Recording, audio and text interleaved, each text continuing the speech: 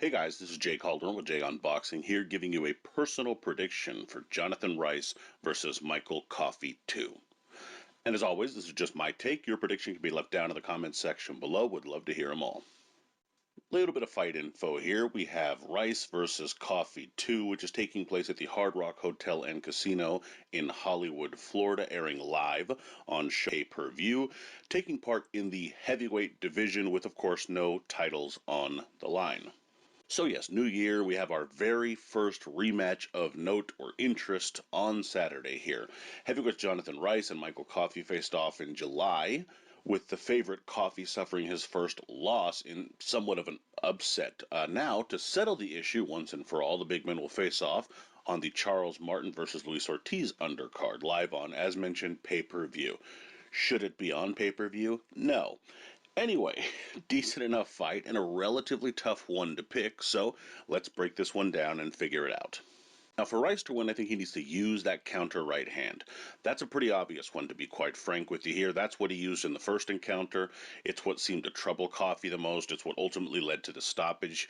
Coffie just didn't have an answer for it, and he needs to continuously use it in this fight. He can even throw it as a non-counter, as just a straight shot or even a lead shot at times, but he certainly has to counter with it and make Coffie pay for some of his more rudimentary mistakes and some of his lethargic approach to punching sometimes. Coffie can load up and be a little bit slower.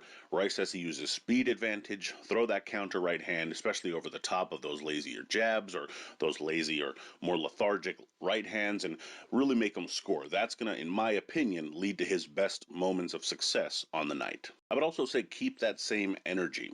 Rice, going into that first encounter, had been on a bit of a rough streak with some wins and some losses and some tough kind of journeyman fights, and really wanted to make himself have the best chance of winning on the night against Coffie, and he wanted to put forth a valiant effort.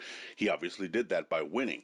He needs to keep that energy, though. You know, this is not a bridge that he's crossed just yet. He's sort of in the middle there, and that bridge is kind of wavering back and forth. He needs to still get to the other side, and to do that, he needs to keep that same energy. Continue to try and press, be on your toes, be aware, be alert, be switched on at all times.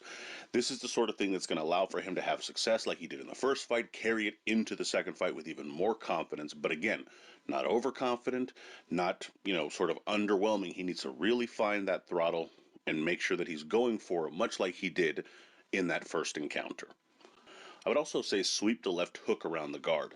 One of the kind of underrated shots that Rice had some success with in that fight was that he would kind of take that left hook, and instead of just throwing it like a sort of textbook left hook, he would leave it out there a little bit, extend it, use his reach, and kind of sweep it around the guard of Coffie, and it would score as well. Now, this does a couple of things. Number one, that's a harder shot to train for because it's a little more unorthodox. But number two, it lines Coffie up for that right hand, which, of course, as I mentioned even in the first key here, that's the shot Rice is looking to land. So if he can set it up with that left hook and then throw that right hand down the middle, I think he's going to have a lot of success in this encounter. Now, for Coffie to win, I think he needs to push Rice backwards.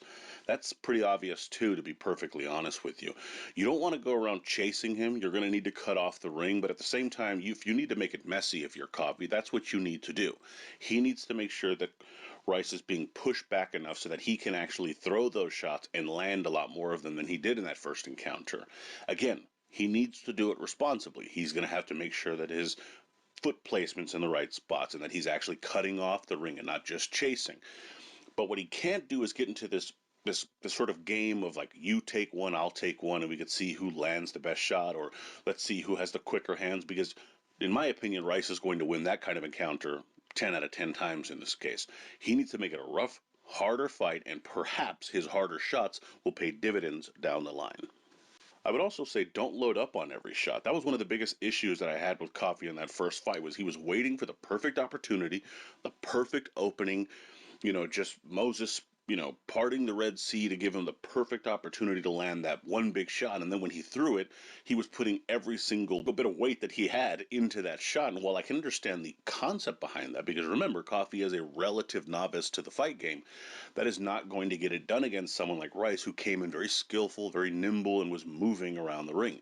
You need to sometimes just hit him to the body, hit him in the shoulder, hit him in the arm, hit him in the head if you can. Obviously, hit him anywhere you can, and just start scoring some points. Get your hands used to it. Get busier work your way into that fight, and then ultimately over time, if you're busting him up or slowing him down, you can start landing those more meaningful shots that might potentially get him out of there.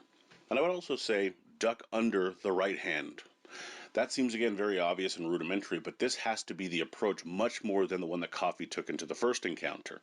He just seemed unprepared for that right hand, and a lot of times he seemed to try and pull back and even counter himself sometimes when that right hand was coming at him. But he just doesn't seem to have the reflexes to be able to do that. Instead, if he's bobbing and weaving a bit more and trying to duck under that shot, even if he's getting hit with it, it's not going to be necessarily as clean because it's going to be more on the forehead area than it will be directly on the jaw over and over again. This also will allow for you to kind of naturally torque your body and put yourself in positions to be able to come over the top and maybe land those shots you're looking to land, especially if you're not loading up. But simply trying to pull back and hope you're out of range did not work for Coffie the first time, and I don't think it'd be working this time in this fight if he tries it again. Now, in terms of my prediction, while it's a pretty close encounter, and we'll get into the odds here in a bit, the fact of the matter is that I have to say I'm leaning towards Rice to repeat in this one. Quite frankly, Coffie just seems a little bit he seems sort of like a product that is what it is. Do I think he's going to, from one fight to the next, get that much better to deal with a guy who just has a lot more ring savvy and a slightly higher ring IQ, maybe even a much higher ring IQ? I just don't think he's going to. Now, it's heavyweight boxing, and he can punch. That's the one thing he can do. He can whack. So, can he land that shot to potentially win this fight? Of course he can. I'm not going to deny that possibility. But do I think it's likely to happen? No. What I think happens is Rice continues to outbox him. He has the same sort of energy and passion that he had in that first fight. I'm going to assume the best version of him shows up in that case. He's going to continue to jab him, throw those right hands, and ultimately, enough of them will land to prompt a stoppage. Jonathan Rice via mid-fight stoppage. Now, the betting odds for this one, again, are relatively close. You have to remember Coffie was the favorite heading into that first encounter, so the odds aren't going to swing violently in the opposite direction here, but they are pretty close. You have Rice as a small favorite at a minus 145 with Coffie at a plus 115. Quite honestly, these are pretty decent odds for most fights nowadays, I have to say. They're just not that close. You could make a reasonable argument for taking either of these particular bets. I don't know if I feel super confident in a heavyweight bout unless I'm getting pretty much even money fight, again, for someone like Rice, because you just don't know which version of him might show up on the night. But that's not the worst bet to take in the world.